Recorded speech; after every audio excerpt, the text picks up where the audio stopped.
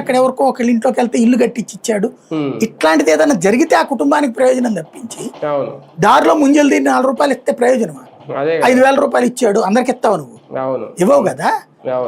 ఇంకా నువ్వు ఇన్నేళ్లు పరిపాలించి స్వర్ణాంధ్ర అని చెప్పి ఎన్నో అనేక ఉపన్యాసాలు ఇచ్చాక ఇవాళకి కూడా పేదరికంలో ఉందని కనబడుతుంది నీ తిరుగుడు వల్ల. ప్రజలేం బాగుపడలేదని కనబడుతుంది నీ తిరుగుడు వల్ల, పేదవాళ్ళ ఇంటికి వెళ్ళటం వల్ల. నువ్వు ఇదివరకు చెప్పినటువంటిదంతా కూడా అబ్బూస్ అని కనబడుతుంది.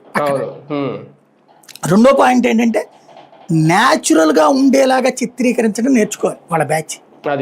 ఫర్ ఎగ్జాంపుల్ ఆయనకి ఇప్పుడు ముందే మైక్ పెట్టేస్తున్నారు, ఇప్పుడు నాకు పెడుతున్నారు. నేననేది ఏంటంటే ఆ న్యాచురల్ గా ఉండాలంటే మిగతా వాళ్ళకి మైక్ పెట్టకూడదు, పెట్టకుండా ఇంట్లో వాళ్ళు ఉండాలి. బాబు గారు గబక్కని వెళ్ళిపోవాలి, ఇంట్లో న్యాచురల్ గా వెళ్ళిపోవాలి. ఇల్లు అయినా షాప్ అయినా ఏదైనా సరే.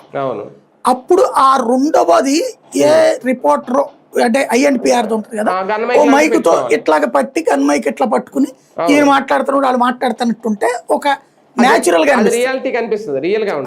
ఆ రోజుల్లో ఆకస్మిక తనిఖీలప్పుడు మేము పట్టుకుంది అది అట్లా మైక్. ఆ రోజుల్లో చంద్రబాబు గారు మాట్లాడుతున్నా ఆయన మైక్ లో మాట్లాడుతుండేవాడు, హ్యాండ్ మైక్, అది వినబడతా ఉండేది. రెండోది యువతల వాళ్ళ వాయిస్ కి మేము వెళ్ళి మైకులు పెట్టేవాళ్ళం. అప్పుడు ఏముందని 1-2 ఛానళ్ళే కదా, సిటీ కేబుల్, ఈటీవీ, తేజ, ఇంతే ఉండేది. కాబట్టి